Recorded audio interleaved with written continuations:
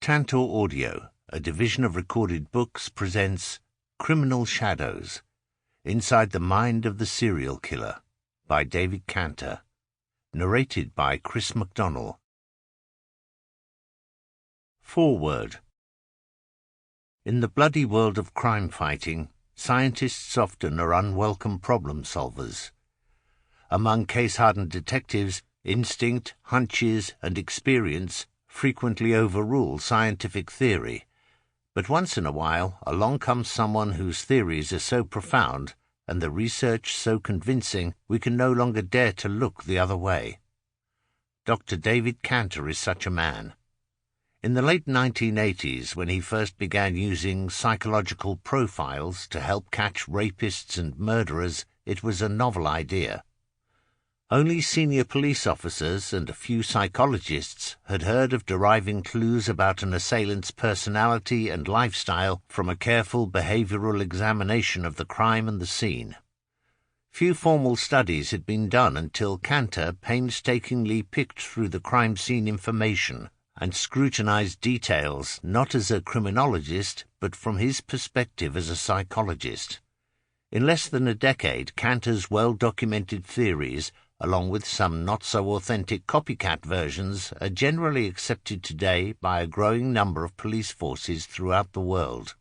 Theories as profound as reading crime patterns to determine where a criminal actually lives.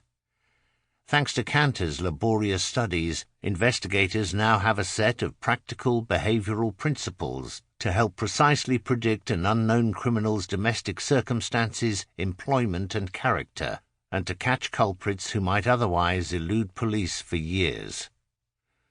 Canter's original work now forms the foundation for a number of systematic studies on criminal profiling underway by psychiatrists and psychologists worldwide. He has pushed investigators' understanding about violent criminal behavior beyond personal insights and intuition to a new level of scientific comprehension. He rejects traditional reasons for criminal acts, such as genetic makeup, birth trauma, lack of self-control, or social pressures. Instead, he examines what drives a person beyond the bounds of socially acceptable aggression into the realms of criminal violence. In this book, Canter takes us on a fascinating journey through his groundbreaking theories, reminding us that criminals live as normal people hidden in our midst, not necessarily as monsters we can readily see. He dissects subtle variations in the underlying themes that drive vicious offenders, and shows us how to use these stories as clues to a criminal's personality and identity. Canter's double-sided mission is to help solve rapes and murders, and to understand both the root causes of violence and the journeys that lead criminals to the darkest places of human existence. Not only does Canter's work broaden our knowledge of criminal behavior, it provides the framework for an important new field, investigative psychology, in which criminology and psychology can, at last, harmonize as a single force against violence. Criminal Shadows is essential reading for anyone involved in law enforcement. In this quest we view a criminal's acts of violence through the shadows he casts, and by what Canter calls the criminal's own inner narratives. By learning to read these criminal shadows, we can become better investigators and hopefully make the world a little safer for us all. Robert D. Keppel, former chief criminal investigator with the Washington State Attorney General's Office, president of the Institute for Forensics in Seattle, Washington, participated in more than 2,000 murder investigations and was chief investigator in the Ted Bundy murder cases in the Pacific Northwest. Chapter 1. A Better Net. In July 1980, the body of an 8-year-old girl was found by the roadside in Staffordshire, 164 miles from where she had been abducted. For 11 years, a coordinated search by 6 police forces was unable to find the man who had killed her. During that time, 2 more young girls were murdered by the same man, and at least 2 others were abducted by him, escaping alive. investigators were stumped, as they often are, and admitted little hope of ever catching him, until a suspicious neighbour tipped off the police. The search for the child's murderer highlights the problem of finding a criminal when there is no known connection between him and his victim. Though modern police forces can fill rooms with details of possible suspects, they are faced with the enormous task of finding the one deadly needle in their haystack of paper. Is there an alternative to waiting for a criminal to make a mistake? Can huge resources and fast computers avoid the need for the killer to reveal his hand, as in the 1980 case, when the killer doubled back unaware that he had been noticed? Must investigators hope for good luck for an alert neighbour who happens to be in his garden at the right time? Must detectives rely on glimpses caught by witnesses, known modus operandi of convicted villains, and house-to-house trawls to snag possible suspects? Despite the use of a specially dedicated, vast computer system containing details of thousands of suspects, a solitary, middle-aged man named Robert Black, who had first been convicted of assaults on children a quarter of a century earlier, at the age of 16, completely eluded police investigators as the serial murderer. Until his fortuitous capture in September 1991, countrywide searches had failed even to include his name as one of the 185,000 people whose details had been amassed. Senior police officers leading the investigation privately admitted that they were likely to catch him only if he showed his hand again. This euphemism proved accurate. A village shopkeeper working in his garden on a hot summer's day saw a 6-year-old girl being forced into a van. He called the police, who stopped the van when it returned through the village. The girl's father was the police officer who opened the van doors to find his terror-stricken daughter inside, bound in a sleeping bag, almost suffocated. Subsequent inquiries led to Black's arrest and conviction for the murder of 3 young girls as well as the abduction of a 4th. It is now possible to bring all this intensive activity and high technology into sharper focus by studying the way a criminal embraces the crime and how he chooses to commit it. A criminal indicates something about himself from the way he acts, something that will help sift the possible suspects or even point to places where a likely suspect may be found. To implement new ways of focusing police investigations, we must find the answer to a fundamental question. Specifically, what does a criminal reveal about himself by the way he commits a crime? A criminal may divulge what shoes he wore from his footprints. His blood type can be determined from any body fluids left at the scene, but he leaves more at the crime scene than these material traces. He also leaves psychological traces, telltale patterns of behavior that indicate the sort of person he is. These traces are more ambiguous and subtle than those examined by the biologist or physicist. They cannot be taken into a laboratory and dissected under a microscope. They are more like shadows, undoubtedly connected to the criminal who cast them, but they flicker and change, and their origins may not always be obvious. Yet if they can be interpreted, criminals' shadows can indicate where investigators should look and what sort of person they should look for. Changes in the law and the growing pressures on police forces around the world mean that they are increasingly in need of such help. The lone detective, so popular in fiction, has given way to organized teams that require systematic guidance. Senior police officers are seizing applied scientific psychology as a way out of this impasse. Enormous strides have been made in analyzing material clues, while the interpretation of psychological shadows has made only a few faltering first steps. This book is an account of my involvement as a psychologist in a number of police investigations in which I took some of those steps. Pioneers in profiling. In trying to interpret criminals' shadows, I follow many other footsteps. People throughout the ages have expressed views about how to identify a criminal in a crowd. Shakespeare, for example, has Julius Caesar making what later proves to be an accurate prediction. Sleek-headed men and such as sleep o' nights. Yond Cassius has a lean and hungry look. He thinks too much. Such men are dangerous. The idea that thoughtful, lean and hungry-looking men were potential criminals, or that certain physiognomy or physique are typical of murderers or thieves, is steeped in generalized, untested notions about characteristics that are typical of many different types of people. Similar stereotypes exist today in racial prejudice that assumes certain actions are typical of people with a particular skin color. The blossoming of biology, medicine, and psychology in the last century challenged such superficial views that a person's appearance could be correlated in any way with expected behaviors. In particular, medicine had shown that madness and evil could be seen as illnesses rather than the result of witchcraft and demon possession. After Daniel Macdonnell was acquitted of murder by reason of insanity in 1843, physicians became more involved in the legal process, especially in determining whether the accused suffered from mental illness produced by brain dysfunction. The growth of medicine also led to their increasing involvement in criminal investigations as pathologists.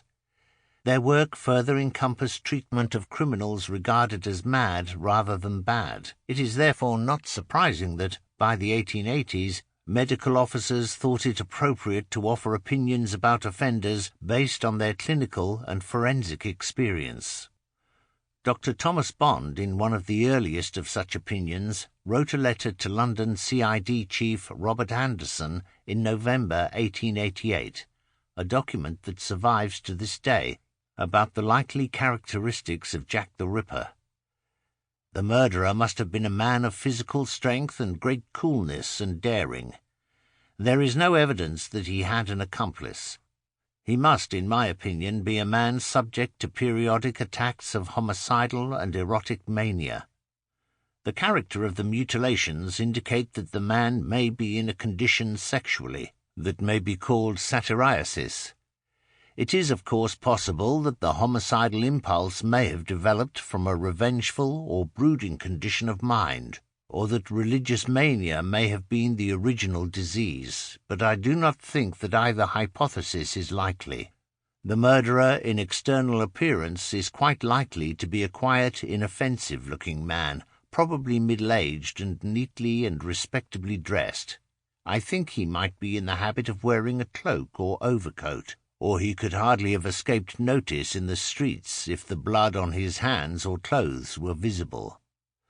Assuming the murderer to be such a person as I have just described, he would be solitary and eccentric in his habits. Also, he is likely to be a man without regular occupation, but with some small income or pension. He is possibly living among respectable persons who have some knowledge of his character and habits, and who may have grounds for suspicion that he is not quite right in his mind at times. Such persons would probably be unwilling to communicate suspicions to the police for fear of trouble or notoriety, whereas if there were prospect of reward, it might overcome their scruples. Dr. Bond was drawing on his professional experience, yet the possibilities he proposed would be considered thoughtful and intelligent by police today. Indeed, when FBI agents acknowledged the Jack the Ripper centenary by drawing their own account of the offender, they produced a description that essentially matched Bond's. Bond adds a psychiatric flourish with his reference to diseases, such as satyriasis or religious mania, but essentially he combines a number of reasonable speculations to form a hypothetical word sketch of the criminal. No one was convicted for the Whitechapel murders, so the accuracy of Bond's profile cannot be confirmed. Neither are we sure the senior investigators of the day gave it credence. It is unlikely that they ignored it completely. Detectives often form a view of the person they seek, whether or not they write down a description. Drawing together the various strands known about the perpetrator and using this summary as a template against possible suspects is a natural way of giving shape to the potentially confusing range of possibilities that emerge in a large investigation. The idea that idiosyncratic habits would give clues to hidden aspects of a person's identity was recorded as long ago as the Old Testament. Gideon chose his army from those men who did not kneel to drink at the stream, preferring those who lay down. The former were secret idolaters, and therefore less likely to fight the infidel with total commitment. Morelli, the outstanding Victorian art historian, maintained that he could distinguish fake old master paintings by minor details, such as how an ear or nose was portrayed. Predating psychoanalysis, he insisted that the large matters of composition and subject were open to conscious control, and therefore readily forged, but that details regarded as trivial by the painter would reveal his true identity. 20th-century psychology promises that even the most trifling aspects of human behavior, for example when a person crosses their legs or forgets a name, can have profound significance.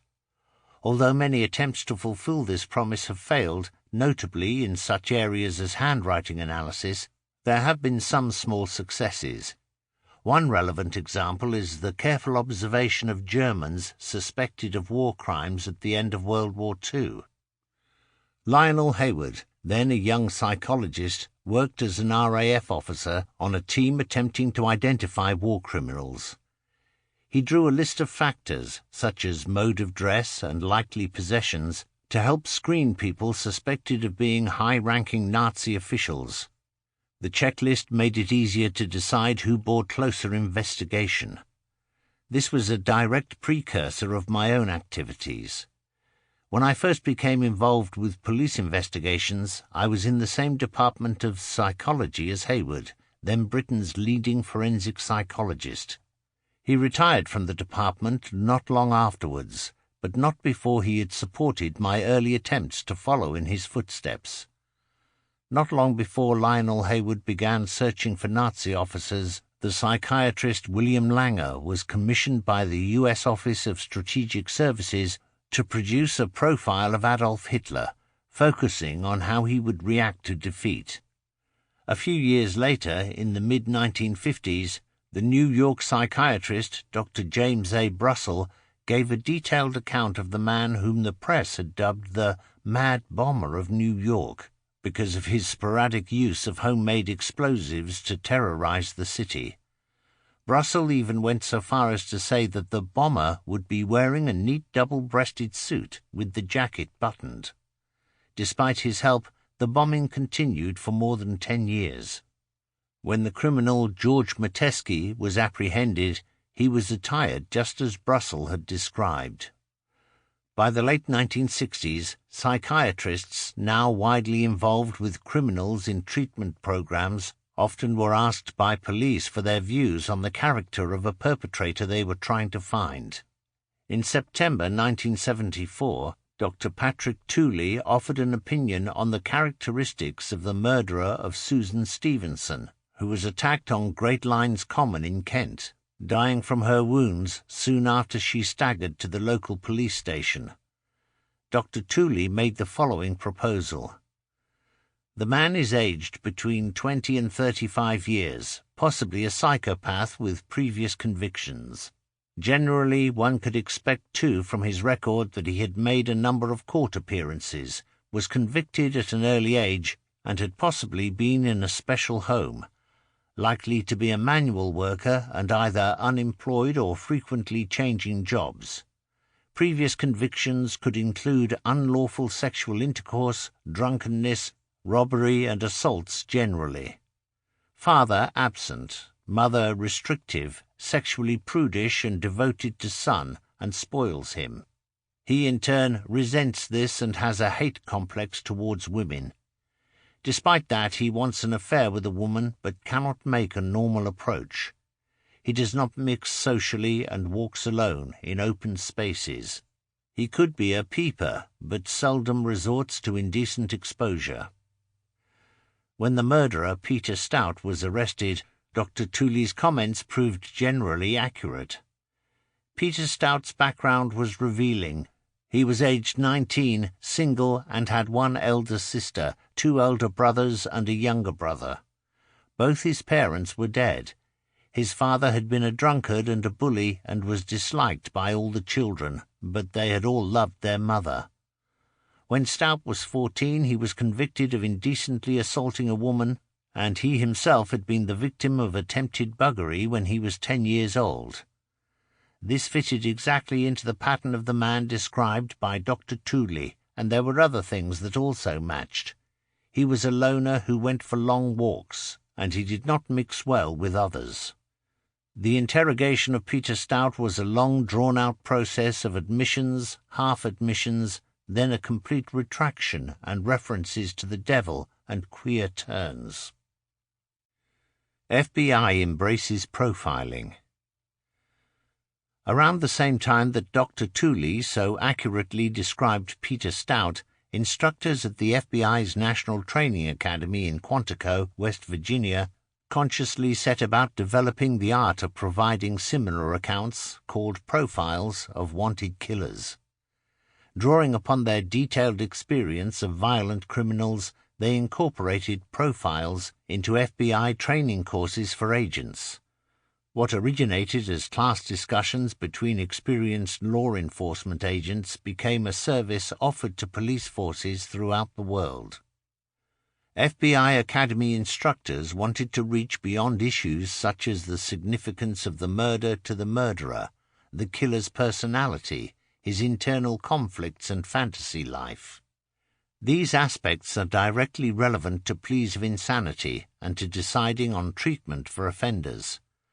But the inner psychological nature of the culprit is not readily open to conventional detection. The FBI agents wanted to get closer to the hunt for the criminal, to point directly to where he could be found. When FBI agents first began this work, they used a usual term to grace their actions: offender profiling. By so doing, they created the impression that this procedure was a total package, ready to be employed, rather than the mixture of craft, experience, and intellectual energy that they themselves admit forms the core of their activities. The term offender profiling has stuck, creating the impression that it is a distinct process that can be cut and dried and sold by the pound. A term originally used as a vague idea of what a policeman might be looking for in a criminal is now thought of as an esoteric process.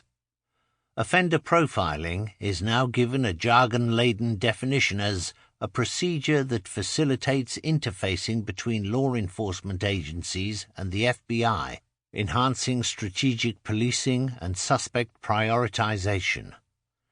The first documented use of the profiling services of FBI agents at Quantico came in 1974, when the Montana police asked for help in solving a year-old murder case.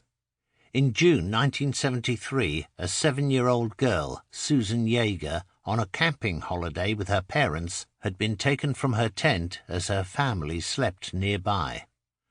No sign of her body had been found, nor any ransom demand received. In January 1974, the charred body of an 18-year-old girl was found in woodlands near the campsite. Convinced that the same killer was responsible for both crimes and that he would be known to them, but unable to identify anyone definitely, local police approached the FBI. FBI agents proposed that the murderer was a young white male who kept very much to himself.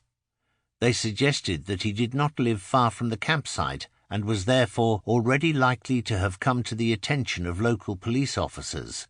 The possibility that he may have kept mementos of his victims was also noted. This description closely matched David Meerhofer, a suspect named by an informant. No strong evidence connected him with the crimes, and he had taken both a lie detector test and a truth serum interview without implicating himself in the killings. At the insistence of the FBI, Susan's mother kept her tape recorder by her telephone. When, as predicted, an anonymous caller telephoned and said that he had abducted Susan, her mother was able to record his voice. It was identified as that of Meyerhofer. A search of his home revealed the gruesome body parts kept as souvenirs. He later admitted to both murders as well as 2 others of local boys before hanging himself in his cell. The continuing successes of the FBI profilers captured the imagination of journalists and novelists long before most detectives in Britain or America had any idea what was happening at Quantico. Fiction writers readily moved into the richer psychological pastures opened up by these developments in criminal detection. In Ruth Rendell's thrillers of rural murder, as in Thomas Harris's American Massacres, the character and lifestyle of the offenders is often more significant than the detective. Fiction, as ever, was in advance of real life, but it did capture a move in police work towards a desire to understand the nature of the criminal and how his personality may be revealed through his crimes.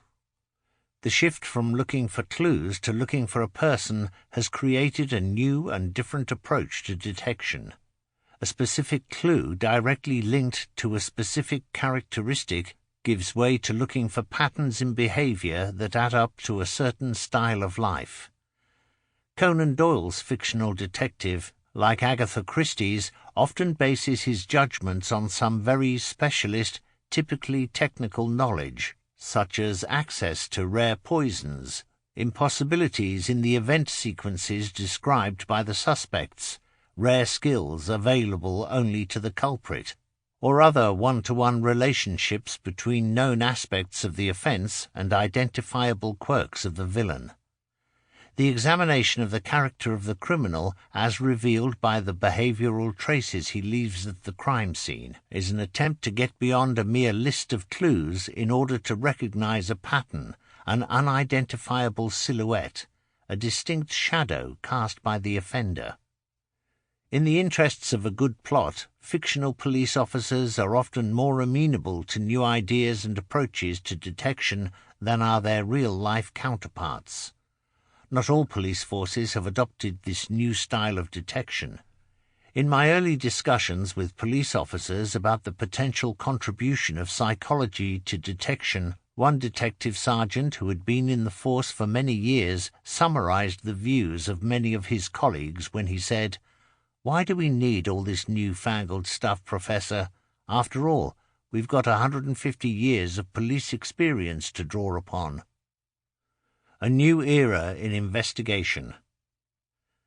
The process of criminal investigation has changed little over the past 150 years, but as my experiences reveal, many pressures from inside and outside the police forces are now producing rapid changes in the meaning of detective work and how detection is carried out. A systematic, scientific understanding of criminal behavior is increasingly central to those changes. We can now examine the well-known Victorian serial murder case of Jack the Ripper in a new light, using today's more sophisticated investigative tools to test for accuracy against known facts, as we shall see later. The original investigators in the case used a step-by-step procedure and a large team of policemen. House-to-house inquiries were conducted, lists of suspects were compiled, and many people were interviewed. Forensic material was collected and examined. A close reading of that investigation shows a basic process of identifying suspects, tracing them and deciding whether to examine them more closely or to cross them off the list. This is still the pattern of a major inquiry today. There are, of course, important differences. Evidence is much more carefully collected and examined. Physics, chemistry, biology, and pathology now contribute to a larger degree to the interpretation of stains and fibers, cause of death, and all the other information that provides evidence. The law has also changed, especially in relation to what is acceptable evidence and the forms of expert testimony that can be drawn upon.